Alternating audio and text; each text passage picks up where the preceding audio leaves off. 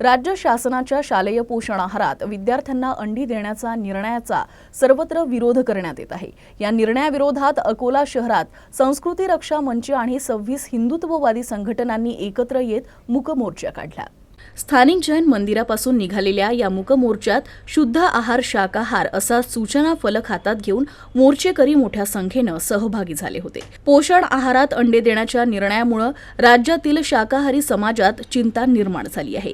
एकाच वर्गात शिकणाऱ्या विविध धर्माच्या मुलांमध्ये अशा निर्णयामुळे भेदभाव होऊ शकतो। शाकाहार करणारे मुले प्रभावित होऊन अंड्यांचं सेवन करू शकतात, तसेच चुकीनं शाकाहारी मुलांकडून त्याचं सेवन होऊ शकतं। शाळेत येणारे अनेक विद्यार्थी मांसाहार वर्ज असणाऱ्या धर्मसमूहातून असतात, त्यामुळे शाळेमध्ये पोषण आहारात अंडे देणं अत्यंत चुकीचं आहे। हा निर्णय शाकाहारी समाजासाठी निषेधार्ह आहे। हा निर्णय रद्द करून सर्व शाकाहारी समाजाच्या भावनांचा आदर करण्याचं आवाहन यावेळी करण्यात आलं।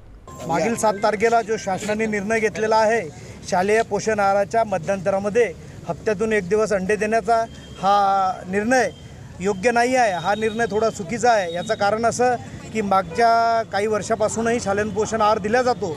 या शालेय पोषण आहारामध्ये कुठल्याही प्रकारे अंड्याचा किंवा कोणता मांसाहाराचा समावेश नव्हता। आज हा नवीन GR काढून यांनी जे केलेलं आहे सरकारने, या सरकारला म्हणजे जे त्यांनी आदेश काढला याच्यासाठी आमच्या 26 संघटना या अकोल्यातून यांचा तीव्र विरोध आहे आणि याचा आम्ही निषेध करतो। या निषेधार्थ आम्ही हा मोर्चा कलेक्टर साहेबांकडे नेला होता। तिथं त्यांना आम्ही निवेदन दिलं की हा निर्णय तुर्तास थांबवावा, अन्यथा पुढे येणाऱ्या वेळामध्ये हा पूर्ण महाराष्ट्रामध्ये उग्र रूप धारण करेल। याच्यासाठी आम्हाला सरकारला आग्रहाची विनंती आहे या 26 संघटनाकडून की हा जो निर्णय घेतलेला आहे, हा निर्णय तुर्तास सरकारने थांबवावा।